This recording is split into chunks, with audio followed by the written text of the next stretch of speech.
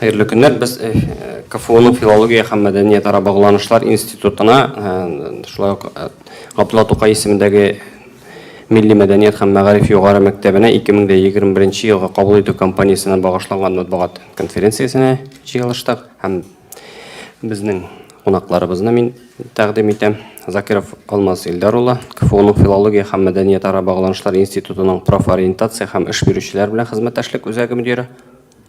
Мирзахитов Рамил Хамид улы, КФУның филология һәм мәдәният ара багланышлар институтының Габдулла Тукай исемендәге Милли мәдәният һәм мәгариф югары мәктәбе деканы. Рамил Хамидович, башта сез сөйләп китсәгез иде, менә югары мәктәпкә быел нинди яңалыклар сездә көтелә, нинди белгечләр буенча укытачаксыз, кайчанга кадәр документлар кабул ителә? Исәмсез тагын бер тапкыр хәерле көн. Сезнең белән очрашуга мин бик шатмын. Безнең инде бу очрашулар традициягә әйләнеп китте. Һәм шул традиция рәвешендә без башка елларны да шушы кабул ителәр компаниясе башланганда сезнең белән очрашып алайдык. Һәм быел да мин рәхмәтле сезгә килгәнегез өчен һәм медиага шундый очрашу оештырганнары өчен. Быел да шул һаман да шул традиция рәвешендә безнең Милли мәгариф һәм Габдулла Тукай исемендәге Милли мәгариф һәм мәдәният югары мәктәбенә студентлар кабул итү, документлар кабул итү башланды. Кыскача гына әйтеп китәм, менә нинди юнәлешләргә, нинди быел кабул итәчәкбез бакалаврларны. Беренчедән, сезнең дә, мине дә иң кызыксындырган юнәлеш инде ул татар теле һәм әдәбияты буенча белгечләр әзерләү буенча юнәлешләр. Менә бу юнәлештә без нәкъ узган елгы шикелле үк 2 уку программасы эшләдек быел, һәм шушы 2 уку программасына да студентлар кабул итәбез. Беренчесе аның татар теле һәм әдәбияты укытучылары әзерли торган юнәлеш. Һәм татар теле әдәбияты укытучылары гына булып таррак профилен алып чыкмасыннар өчен без аларга икенче өстәмә белгечлек бирәбез. Татар теле әдәбияты һәм быел инглиз теле. Кайбер елларны ул инглиз теле, кайбер елларны төрек һәм кытай телләре белән бара, ләкин быел инглиз теле генә. Татар теле әдәбияты һәм инглиз теле укытучылары уку срогында 5 ел булачак. Һәм алар менә 2 диплом алып чыгачаклар 5 елдан соң татар теле әдәбияты укытучылары һәм инглиз теле укытучылары. Барлыгы 25 бюджет урыны бар. Узган елда 25 бюджет урыны бар иде. Һәм икенче уку планы әзерләнде. Нәкъ узган елга кебек үк Татмедиа белән берлектә татар теле әдәбияты һәм журналистика дип атала. Бу филологик юнәлеш. Монда уку срогы 4 кенә ел, 1 елга кимрәк укытучыларны әзерләгәнгә караганда. Һәм узган елга караганда бераз артыграк бюджет урыннары. Узган ел без алган идек 23 кеше, быел менә бу юнәлешкә алабыз 25 студент. Аларга исәпләп торабыз. Беренче группага килүчеләр өчендә, икенче группага филологиягә килүчеләр өчендә безнең 3 сынау бар. Аның икесе бердәм дәүләт имтиханнарының нәтиҗәләре, бу рус теленнән һәм икенчесе җәмгыять белеменнән. Рус теленнән кимендә 40 балл булырга тиеш документларны тапшырыр өчен. Яки югарырак инде. 40 баллда булмаса рус теленнән бу юнәлешләргә документлар кабул ителми. Һәм җәмгыять белеменнән булырга тиеш 45 балл. Аннан бераз артыграк һәм югарырак. Һәм 3нче имтихан татар теленнән имтиханны без вузда үзебез алачакбыз. Ул имтихан булырга тиеш 15 июль көнне, 14 июль көнне консультация, 15 июль көнне имтихан. Тест рәвешендә булачак һәм нигездә аның эштәлеге мәктәптә татар теле нәрсәләр үтелгән шулар буенча. Менә бу безнең 2 төп юнәлеш татар теле һәм әдәбияты буенча бакалавр әзерләүнең. Шуннан тыш безнең югары мәктәптәге музыка укытучылары әзерли быелда. Бу музыка укытучылары башка еллардан аермалы буларак быел без аны очно-заочно дип атыйбыз инде, көндезге һәм читтән торып уку бүлеге. Көндезге генә бүлектә түгел, читтән торып уку бүлегенә түгел, нәкъ менә көндезге һәм читтән торып. Бу быел беренче тапкыр ачабыз без моны. Гомумән безнең институтта берничә шундый юнәлеш ачыла быел, шуның берсе менә безнең югары мәктәптә. Элек кичке уку дип атала иде инде ул, шундыйрак вечернее обучение. Шулай ук 25 бюджет урыны бар. Анда нәкъ шундый ук имтиханнар рус теленнән һәм җәмгыять белеменнән алар бирергә тиешләр бердәм дәүләт имтиханы һәм безгә монда килгәч бирәләр тагын бер имтихан музыкадан. Андалар ул комплексный имтихан, алар бер музыка коралында уйнап күрсәтергә тиешләр, музыкальный сорауларга җавап бирергә тиешләр, теория буенча җырлап күрсәтергә тиешләр. Бер халык җыры һәм бер композиторлар җырын. Ну, бу имтиханнар турында конкрет программада язылган, ул программалар сайтта бар. Менә шулай итеп көндезге һәм читтән тору укулыкларына бакалавриатта без 75 кеше алабыз. Һәм моннан тыш, мин яңадан әйтеп китәсем килә, менә 2018 елдан бирле битендә бездә бара билингвал һәм полилингвал кадрлар әзерләү. 18 елдан билингвал укытучыларны әзерләй башладык без. Мәктәпләрдә теге яки бу предметларны ике телдә, татар һәм рус телләрендә укыта алырлык. Узган елдан 2020 елдан татар һәм рус телләрендә генә түгел, инглиз телендә дә теге яки бу предметларны мәктәптә укыта алырлык укытучылар, ягъни полилингваллар әзерләй башладык. Быел шулай ук көндезге һәм читтән торып уку бүлегенә республика заказы нигезендә 150 кеше кабул итәргә уйлыйбыз. Аның 125-е көндезге бүлеккә һәм 25-е читтән торып уку бүлегенә. Читтән торып уку бүлегенә башлангыч мәктәп укытучылары һәм мәктәпкәчә тәрбиячеләр җәргә уйлыйбыз 25 кеше. Нигездә педколледжны тәмамлаган кешеләрне, нәкъ шушы юнәлештә Казан педколледжын, Арча педколледжын тәмамлаган кешеләрне уйларга калыйбыз, чөнки алар шулай ук ике диплом алачаклар. Шул ук кешеләр башлангыч мәктәп укытучылары да булып чыгачаклар һәм мәктәпкәчә тәрбиячеләр дә булып чыгачаклар. Бу билингвал программа безнең татар һәм рус телләрендә укытыла торган. Һәм көндезге бүлектә 5 группа җырга уйлыйбыз. Шулай ук республика заказы нигезендә түбәндәге белгечлекләр буенча математика, информатика юнәлеше 25 урын. Математика инглиз теле, гафу итәм. Математика инглиз теле 25 урын. Информатика инглиз теле 25 урын. Тарих инглиз теле 25 урын. Башлангыч мәктәп укытучылары һәм инглиз теле укытучылары 25 урын. Һәм инглиз теле укытучылары һәм икенче инглиз теле укытучылары. Шулай ук 25 урынны барлыгы 125 урынны көндезге бүлеккә. Монда инде имтиханнар юк, монда бары тик бердәм дәүләт имтиханнары нәтиҗәләре белән генә бирергә кирәк булачак. Бу юнәлешләр турында тагын шуны әйтеп китәсем килә. Бу юнәлешләргә кергән балалар безнең бөтен белдерүләрдә сайтта да алар контракт дип тора, договор дип тора, ләкин шулай булып торса да, чөнки Россия бюджетыннан каралган урыннар түгел, республика биргән урыннар. Алар акчаны үзләре түләмиләр. Менә бу балаларны укыткан өчен тулаем акчаны түли республика. Менә быел 1 елга укыту педагогик белгечлекләр буенча инде приказ чыкты буга 132 мең. Шулай бит алмазлар өчен. 132 мең. 132-133 бер профиль һәм ике профиль. Шул тирә. Менә бу акчаны түли республика һәм шуңа өстәп һәр айны 15 мең стипендия түли көндезге бүлектә укучыларга. Беренче семестрда менә бу стипендияны бу 125 студентның барсы да ала. Ничек егә тапшырган карамастан, бердәм дәүләт имтиханнарын ничек тапшырган булса да, түбәнрәк баллар белән тапшырган булса, әгәр дә кирсә инде укырга. Икенче семестрдан шушы стипендияны алыр өчен алар имтиханнарын 4 һәм 5 билгеләрне генә тапшырырга тиешләр. Менә безнең кышкы сессия нәтиҗәләре буенча барлык көндезге бүлектә укучыларның 78-80% тирәсе студентлары 4-5 генә тапшырып стипендиялык булып тәмамладылар. Безнеңчә бу бик әйбәт нәтиҗәләр шул. Якынча бөтен курсларда да шул 70-тән түгел. Менә әлегә менә шулар бакалавриат буенча, дөрес без тагы магистрлык юнәлешләре буенча да берничә группа җыябыз быел. Кызыксыну булсалар турында соңрак әйтәрмен. Рахмат. Алмазлар институт хакында мәгълүмат җиткерсәгез иде. Хәерле көн, хөрмәтле коллегалар. Мин дә безнең институтыбыз турында берничә сүз әйтеп узармын. Рамил Хәмитович үзенең югары мәктәбе турында җентекләп сөйләде. Мин инде тагын калган 2 югары мәктәп турында да әйтеп китәсем килә. Безнең институтыбызда барлыгы 3 югары мәктәп, һәм тағын икісі, біріншісі Высшая школа русской и зарубежной филологии имени Льва Толстого деп атала, һәм икенчесе Высшая школа русского языка и межкультурной коммуникации имени Ивана Александровича Бадуяна де Куртене.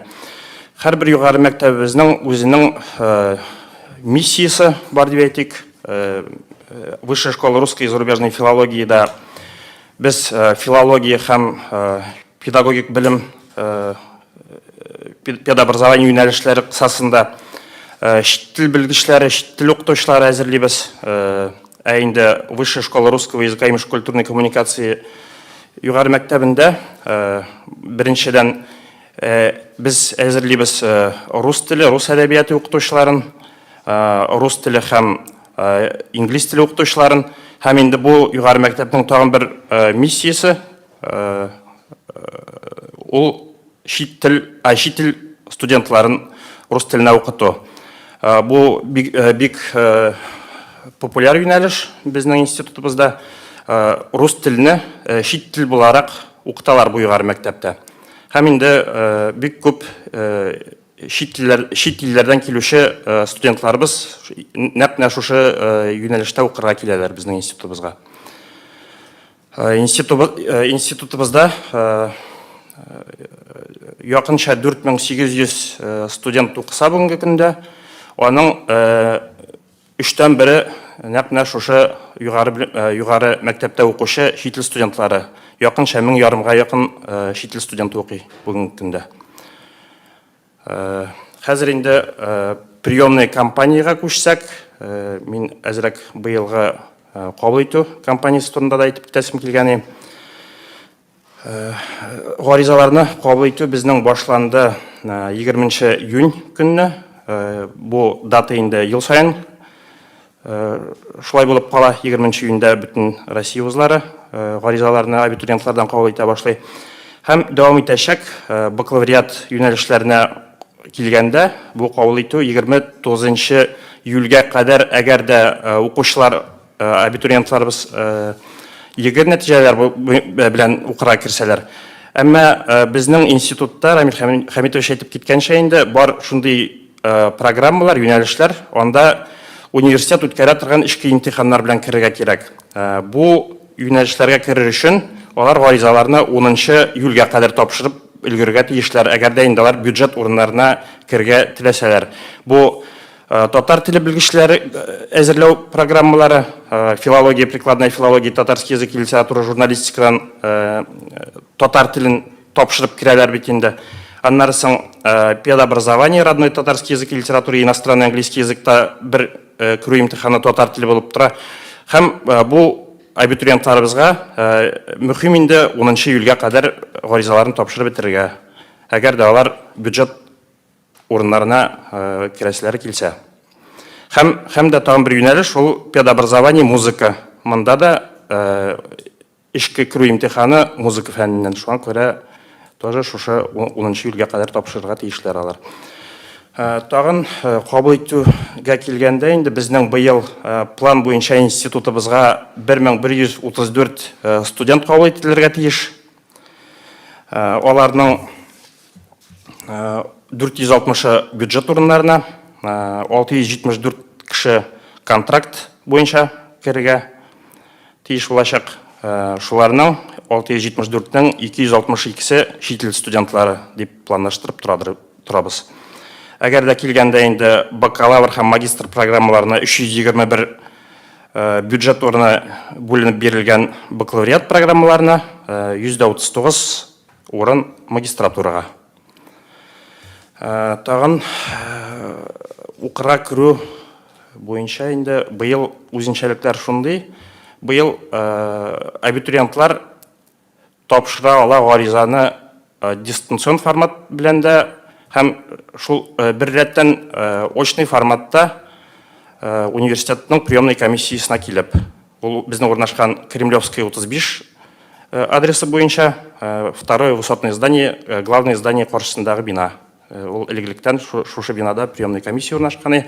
Әгәр дә былтыр без инде бөтен гаризаларны дистанцион форматта гына кабул иткән булсак, быел бу катнаш формат булачак. Мөмкинлек бар дистанцион рәвештә дә гаризаларны тапшырырга килеп тә инде мин әйткәнемчә.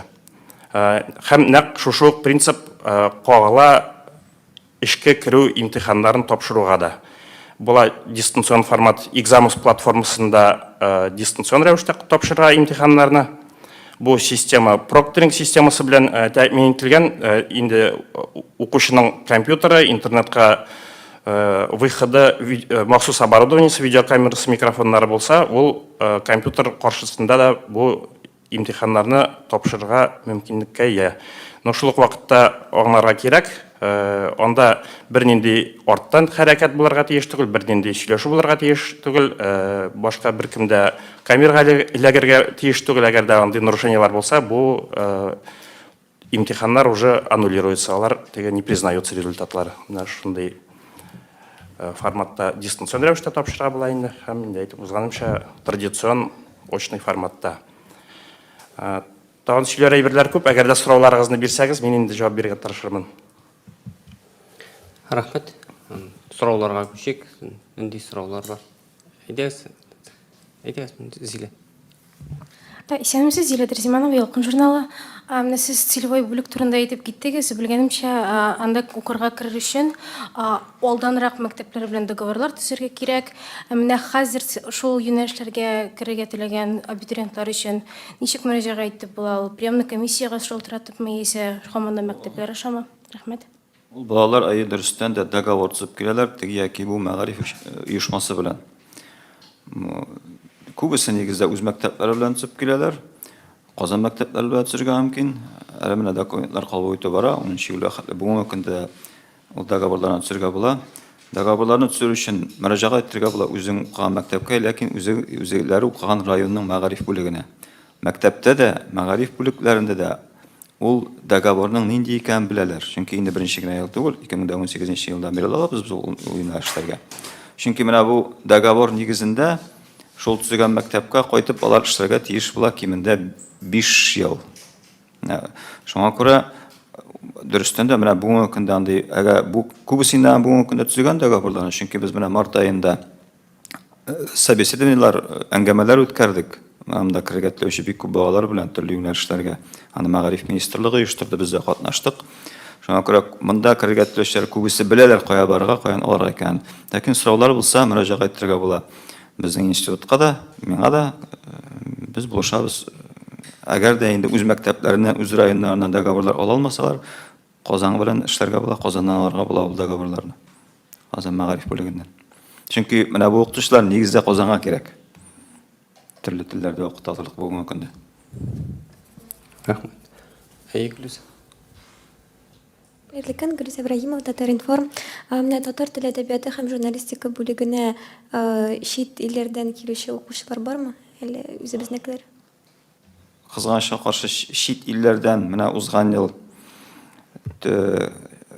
Киргизиядан килгән иде бер егет. Быел әле бит документларны кабул итә генә башладык. Шуңа күрә мөмкинлек бар анда кергә чит илләрдән дә. Безнең документлар кабул ителәчәк 10 июльгә хәтле. Мин бу сорауга җавап бирә алам 10 июльдән соң. Әгәр дә чит илдән документлар килсә, балалар бирсәләр документларын. Узган ел кирде менә бер егет Кыргызстаннан. Фәрит исемле егет.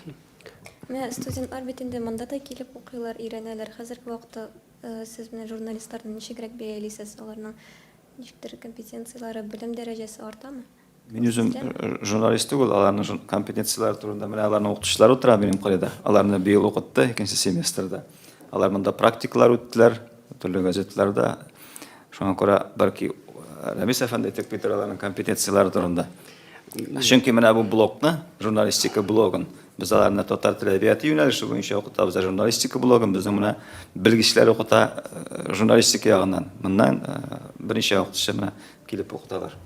Сез теге укытучы буларак бәлки аларның әсәрләрен күрәсезләр, язмаларын яки социаль фильтрларда. Күрәм менә бит монда да утыралар алар, безнең журналистлар, бездә укучы. Шуңа күрә әле бит бер генә ел укытылар, алга таба менә безгә бик күп мөрәҗәгать итәләр, телевидениедан да, газет журналлардан да. Менә бүген генә сөйләшеп тордык Идел журналының редакторы белән. Телевидениедә булып кайттым менә мин бүген генә. Анда да әйтәләр, безгә бүгенге көндә татар журналистлары җитми дип. Бу шуңа күрә тиктем алдан гына эшләнгән әйбер түгел. Без киләчәктә бу монда бу юнәлештә укучы балалар үзләренә эш табарлар һәм яхшы әйбәт журналистлар әзерләп чыгаралар дип уйлыйм. Бер сорау, яме.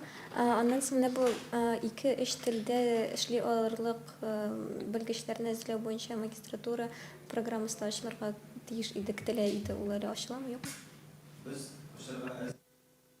Без ашырга әзер магистрлык программаларында теге яки юнәлешләрдә, теге яки предметларны укытыр өчен. Ләкин без ашабыз шундый программаларда безгә мәгариф министры нинди программаларга заказ бирә. Менә безгә узган елның сентябрь айында заказ килде, менә шу программаларга без аларның заказы нигезендә ачтык шу программаларны бакалавр буенча. Бүгенге көндә мәгариф министрлыгы белән сөйләшүләр алып барабыз.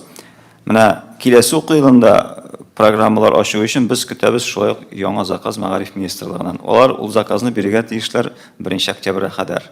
Яңа 2нче елга без менә бу кабул итүне игълан иткәнче нинди программаларга кабул итәбез. Әгәр дә мәгариф министрлыгыннан заказ килсә магистрлар да әзерләргә без әзерләячәкбез, безнең аңа мөмкинлекләр бар, безнең магистр программаларыбыз бар. Без көтәбез заказ. Бүгенге көндә магистрлар әзерләүгә заказ юк. Бакалаврларга гына бар заказ. Рахмат. Әйт. Zamanında jurnalistlerine әзерлеуде Казан Дәүләт университеті, ләкин сездә без журналистларны әзерләү өчен хәзерге база җитәрлек, менә аларның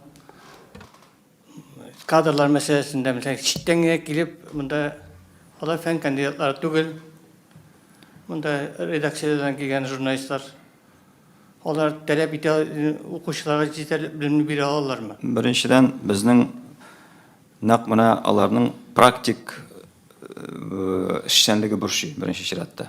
Алар бит практик эшләр булып чыгачаклар, гыйльми эшчеләр түгел. Аларга күбрәк менә без уку планына төзегәндә сөйләштергәнең белән Рамис әфәнде белән дә башкалар белән дә шуңа күрә без күбрәк практиклар куйдык аларга. Йөрсеннәр газеталарда, журналларда, телевидениедә булсыннар, күрсеннәр талантлы журналистларның эшчәнлеген алардан өйрәнсеннәр дип. Кандидатлар һәм докторлар дигәннән безнең университетта алар бар. Васил Гарифуллович Гарифуллин ул бездә берничә ел эшләде. Хәзер дә эшләргә әзер. Ул менә нәкъ менә шушы юнәлештә фән докторы, журналистика юнәлешендә. Ул кафедра бүгендә эшли. Аннан без укытучыларны чакырабыз. Ул КФУ составында кафедра. Шуңа күрә мин аны укытырга белгечләр кытлыгы бардыр дип уйламыйм. Узган елларның, узган ел 3нче ел булды, Ватан Татарстан, аннан соң ТНВдан үзләре кандидатлар, студентлар үзләреннән хисапларны укыту булды, бу ел буламы, юк андый мәсьәлә? Үз хисапларына укыту, үзләре акча төләп укыту турында. Ватан Татарстаннан булды бугай берәр. Югары журналистика мәктәбе. Бу Безнең югары мәктәптән дип программа юк, үзләре теләп укучылар юк. Бүгенге көндә без бюджет урыннарына кабул итәбез. Безнең чөнки бюджет урыннары җитәрлек. 25 бюджет урыны ул бик күп инде. Шуңа күрә бушка уку мөмкинлеге барында, әгәр дә теге яки бу газета, журналлар үзләре түләп кемнедер кертергә теләр икән, без кабул итә алабыз, бернинди каршылык та юк. ТТНВ кабул итте ул Ватан Татарстан һәм Татмедиядәге мәгълүмат чаралары журналистика югары мәктәбенә. Бездә түгел. Аннан соң менә сез татар Габдулла Тукай исемендәге бит. Менә нишәптер математика, информатика, инглиз теле. Нишәп математика, татар теле дигән нәрсәләр юнәлешләр юк сездә. Менә татар телен кимсетү формасында түгелме бу? Юк, менә бит без татар теле юнәлешендә ике группа җыябыз инде. Журналистларны җыябыз, филологларны. Бала җитәме Татарстан укытучылары мәктәпләренә? Бүгенге көндә җитә.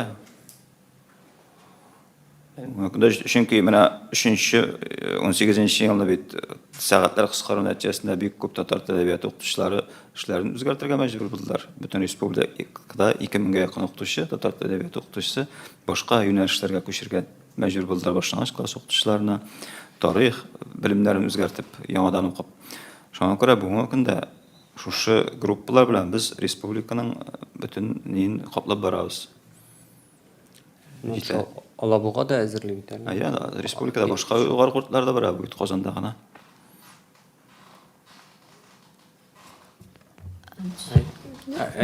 Сұрау давам ете тұрғандар есемізсіз. Рамил Хамитович, міне уточняющий сұрау, ашықлап келуші сұрау. Міне татар тіліне кіруші, һәм татарша оқушы балаларының міне биыл охваты күпме, заочникларына бірге санап, күпме кіші татар тіліне білім алашақ биыл кірген? Безнең һәр курста берәр группа филологлар, берәр группа укытучылар әзерләү группалары бар. Якынча, менә бөтен сөмергә санаганда нәкъ менә татар теле әдәбияты юнәлешендә генә укучылар быел беренче курска шушы саннарны кабул итә алсак, 250 тирәсе кеше була барса. Татар теле әдәбияты юнәлешендә генә укыячак. Татарча укыячак дип әйтә алмыйм, чөнки татарча безнең укыйлар билингваллар, полилингваллар да күп предметларны.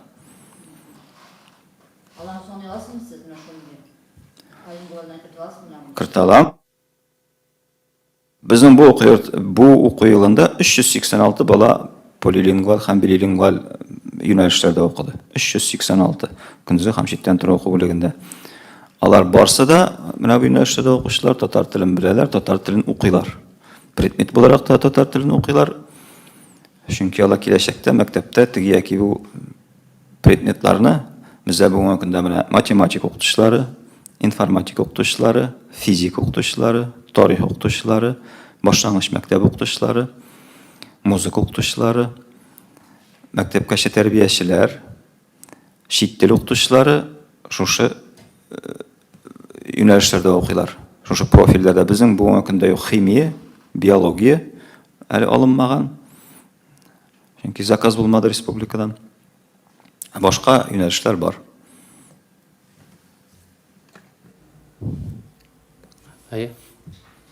Менә сез стипендия турында әйттегез, әйме? 15 мең дидегез. Ул бөтен югары мәктәпләр эчендә шул бер дәрәҗәдәме, әллә бәлки сездә күбрәктер, ул ничектер мотивация бирү өчен? Юк, менә ул безнең республикада махсус килеп булачак укытучылар өчен генә шундый стипендиаль программа эшли. Һәм ул силевой укырга керүчеләр өчен генә. Менә кемнәр теге яки бу мәктәп белән договор төзегән, һәм шул мәктәпкә 5 ел укыганнан соң яңадан кайтып 5 ел эшләргә риза булып договорга кул куеп, шушы урыннарга килә. Менә мин әйткән полилингвал, билингваллар нәкъ менә шундый алар. Менә шул студентлар гына ала ул 15 меңлек стипендияны. Безнең калган студентлар ала 2000 ярым, менә без 3000 тирәсе стипендия. Алар белән чагыштырганда бу бик аерма зур инде. Сездә коммерция бүлекләре дә бардыр бит инде. Бар. Менә югары мәктәптә иң арзан һәм иң кыйммәт уку күпмегә төшә? Бу юнәлешләрне. Безнең бүгенге көндә югары мәктәптә дизайн юнәлеше буенча да укулар бара. Студентлар укытабыз без. Иң кыйммәт юнәлешләр менә дизайн юнәлеше буенча. Алар елына 250 мең түләп укыйлар. Менә бу филология юнәлешләре, педагогик белем бирү юнәлешләре, булачак укытучыларны хәзерләү юнәлешләре, алар менә мин әйттем бая 132 мең. Бу көндезге уку бүлегендә. Чит тел филологиясе булса, Син безнең югары мәктәптә түгел, ансы Алмаз Илдар әйтеп китергән башкарак бәяләрдер анда. Әйтеп китсәгез иде алмазлар сездә. Микрофон таштыра. менә быелдан инде беренче курска керүче безнең студентларыбыз өчен әзрәк бәяләр артты. Алар ел сайын артып килә бит инде теге инфляция аркасында 5%-ка кадәр. Узган елны шушы эпидемиологик ситуация аркасында бәяләр шул ки 3нче елга ки кадәр калганнар, әмма быел инде әзрәк арттырга университет мәҗбүр булды. Шуңа күрә хәзер бәяләр ягына килгәндә, менә безнең институтта укытыла торган программаларга бәяләрне әйтеп китәсем килгән. Педагогическое образование бер профильле программа булса, бу торачак уку почтны 132 360 сум. Әгәр дә 2 профильле программа булса 133 320 сум. Филология, прикладная филология юнәлеше булса 142 20 сум. Филология, зарубежная филология булса 150 840. Менә шушындырак бәяләр. Иң кыйбатларын. Бу бакалавриат бәяләре инде, әле магистратура турында әйтмәде Алмаз Илдар. Магистратурага бәяләр тагы да югары. Иң кыйммәтле бакалавриатка да тасагыз иде. Ну, ең қимметлі дегенде, әгер де біз дизайн юнәлішін қоманда қорап келсек, енді ол где-то 250-260 мыңнар тирәсе. Бұл дизайн юнәліші бізде пока 3-4 курслар оқи. Әмма енді біз бұйылдан дизайн юнәлішлеріне набор өткәрмейбіз, чүнки Қазан Федераль университетінде махсус институт барлыққа кетірілді. Институт дизайна и пространственных искусств деп атала. Быйылдан башлап алар укырга үзләре набор ясый эшли. Чит телләр Зарубежная филология юнәлеше булса, иностранный английский язык, литература переводоведения программасы, есть зарубежная филология, иностранный испанский язык, литература переводоведения. Моның бәясе турачак 150-840 сум. Бу иң кыйммәтле біздің институтта набор бірінші курсқа алынашақ балаларының, оқушыларының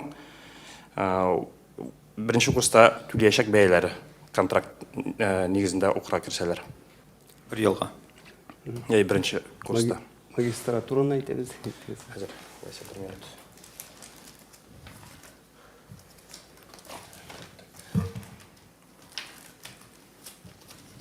Магистратурада біздің шулай ук бюджет орындары бик көп. Менә безнең магистратурага буенча сүз киткәч, менә безнең югары мәктәпкә без 4 группа магистрларны җыябыз быел. Һәр групп 3 группа укытучылар буенча магистрлар. Ул, мәсәлән, мәгърифәттә һәм сәнгатьтә информацион технологиялар дигән бер группа җыябыз.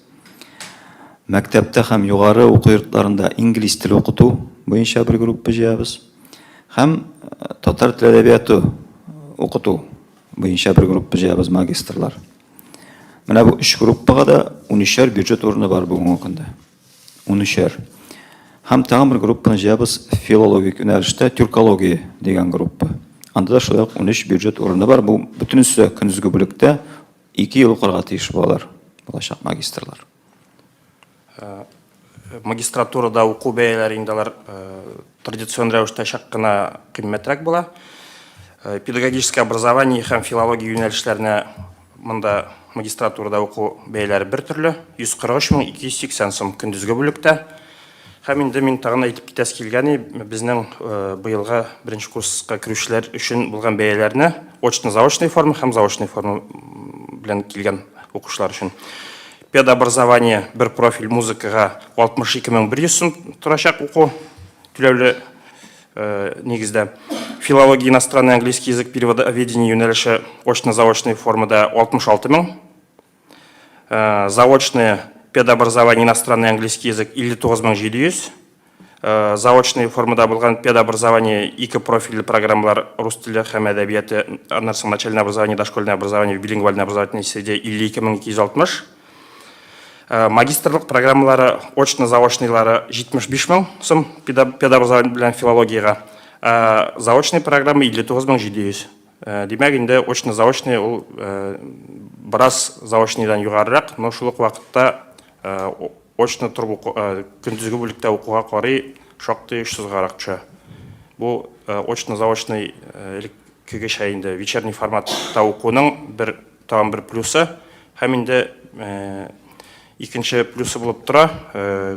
Бу очно-заочный форма буенча укучы студентлар кичке якта укыячак, һәм инде алар көндезге вакытта берәр кая эшкә дә урнаша алалар. Сәгать 2-дә башлаганда укулар. Ну, кичке 5-ләрдән соң дип без беләбез инде расписаниелар булачаклар. Әле пока моңарчы без бу форматта бит инде укыткан юк. Шуңа күрә менә инде уку ел башлангач төгәлрәк билгеле булачак. Сізлер шулай әйтеп кетсәгез, ЕГЭ баллары буенча сездә иң түбәне һәм иң югарысы шулай 100 баллыларга нинди өстенлекләр бар? Безнең инде институтта 30-дан артык бакалавр программасы укытыла. Һәм шуңа күрә аларга спрос төрлечә. Шуңа күрә проходной баллар турында сөйләшкәндә без быелгы балларны әле пока әйтә алмыйбыз, чөнки алар теге приемный кампания нәтиҗәсендә генә билгеле була ел сайын. Узган елгы балларга килгәндә иң югары проходной баллар инде безнең традицион рәвештә буладырые шит телләр өйрәнү программаларына, мәсәлән, филология, зарубежная филология, иностранный английский язык, яисә педобразование, иностранный английский язык плюс второй иностранный языкка, анда 280 балдан да югарыга уза. Бу инде иң түбән бал белән кергән абитуриентның балы була шушы. 280-нен дә азрак җыйса, булар контракт формасына гына керә ала дигән сүз. Аннан соң шактый югары баллар менә педобразование, иностранный язык и русский язык программасында, мәсәлән, анда якынча 260 балл җыярга кирәк иде узган елны бюджетка керер өчен. Ну инде билгеле сәбәпләр буенча татар теле белгечлекләрендә шак кына тәбәнрәк әзрәк инде бу баллар, проходной баллар, чөнки монда инде татар телен белүче баллар гына килә. Бу бер башка регионнардан бик килмиләр инде. Үзебезнең республикадан төп абитуриентлар килә, шуңа күрә шак кына азрак. Монда 220ләр тирәсендә. Рамил Хәмитович бәлки төзәтер мине. Ну вот менә шундый разброс безнең институтта. Әгәр дә инде 100 балл белән керүче абитуриентлар турында сөйләгәндә, узган елны без андый 26 бала кабул иттек. Аларның 300 балл җыеп килделәр. Всероссийский олимпиада школьниковның заключительный турында җыеп, беренче урыннар алып, алар шушындый югары нәтиҗәләргә ирешкән. Калганнары инде егә нәтиҗәләрендә я рус теле, я рус әдәбияты буенча тоже шушы 100 балл җыйган абитуриентлар. Мондый абитуриентлар өчен безнең ел сайын поощрение, поддержка формасы эшләп килә. Бу ректорская стипендия 100 бальник. Ел сайын уку елы башында 100 балл белән кергән абитуриентлар, әгәр дә егә нәтиҗәсе буенча 100 балл белән керә икән, 80 меңлек бер тапкырлы стипендия ала. Әгәр дә инде олимпиадада катнашу нәтиҗәсендә 100 баллга ирешә икән, аңа 100 мең түләнә. Менә шундый тоже поддержка формалары эшләп килә безнең университетта. Рахмәт. Сораулар бармы? Әйзил. Менә без беләбез инде укырга керү һәрбер абитуриент, һәрбер мәктәп баласы өчен стресстәй. Мәктәп чагыннан шундый зур тормышка аяк басу менән нинди киңәшләр бирер идегез абитуриентларга? Менә хәзерге чорда барыбер бөтен сөйге өчен күпме нервларын бетерләре хәзер менә укырга керүдә нинди киңәшләр бирер идегез балаларга дияргә? Хәзерге балаларга инде алар стрессны кичерәләр егылар биргәндә. Егылар биреп бетергәч алар тынычланалар һәм вузга битендә алып килеп тапшыралар шул егы балаларын гына. Инде тынычланган булалар, шуңа күрә әгәр дә кулларында егы нәтиҗәләр бар икән, куркмаска кирәк вузга укырга керүдән. Вузда уку үзенең кызыклы яклары бар, вуз тормышының. Менә сезгә аңлатырга кирәк түгел инде. Сез беләсез. Әгәр дә менә безнең югары мәктәпкә турында сүз барса, безнең югары мәктәптә, мәсәлән, иртәдән кичә башны бәреп укып кына утырмыйлар студентлар. Ул төп эш булса да инде студентларның уку. Алар өчен безнең театрда шәп килә. Менә 95-нче елдан бери эшли инде безнең халык театры, яшьләр, мизгел яшьләр театры. Менә быел гына 2 спектакль чыгардылар. Алар анда йөриләргә мөмкиннәр студентлар. Яшьлек бию ансамблебез бар безнең, җыр ансамбльләребез бар, анда йөрергә мөмкин. Менә шу каләм тибрәтүче яшь шагыйрьләр, яшь прозаиклар, әллүки иҗат түгәрәгенә йөриләр. Халисә Ширмән алып бара. Бик күп очрашулар үтә бездә. Язучылар, шагыйрьләр, җәмәгать эшлекләре белән конференциялар үтә. Безнең студентлар менә инде беренче курстан ук та, ләкин 3-4 курста да инде күбрәк катнаша башлар фәнни конференцияларда. Югары курсларга җиткән студентларның кайберләренең 4-5 курсларда 10-нан артык фәнни мәкаләләре белән дә фәнни мәкаләләре булган студентлар да бар. Шуңа күрә куркып торырга кирәкми. Аннары безнең нәкъ менә татар теле әдәбияты юнәлешләре турында әйткәндә инде бездә татарча мөхит, үзебезнең традициялар, бәйрәмнәр. Шуңа күрә без нәкъ менә киләчәктә үзенең тормышын татар теле, татар әдәбияты, тарихы, традицияләре белән бәйләргә теләүчеләрне, шушы юнәлештә белгечлекләр алырга теләүчеләр, журналистмы ул, укытучылармы, китапханәчеләрме, башка юнәлештә эшләүчеләрме, аларның барысын да үзебездә көтеп калабыз. Без аларны кочак җәеп каршы алырга әзер барсын да. Сездә 100 баллы укучылармы? Быел әле узган безнең 100 баллы укучылар булмады. Нәкъ менә безнең юнәлештәргә татар теле әдәбияты юнәлешләренә быел әле әйтә алмыйбыз, чөнки документ кабул итү башланды гына. Узган елны сезнең югары мәктәптә дизайн юнәлешендә булды 100 баллы абитуриентлар. Татар теле әдәбияты юнәлешендә юк дип әйтәм, беләм мин дизайнда булган. Бармы сезнең сораулар? Сезнең үзегезнең сорауларыгыз булмаса, тәмамлыйбыз матбугат конференциясын. Барыгызга да зур рәхмәт.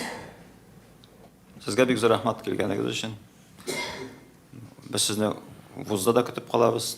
Теләсә инде сорау белән сезне кызыксындырган. Килә аласыз. Сезгә кагылмый инде, башкаларга кагыла. Рәхмәт. Зур рәхмәт. Рәхмәт.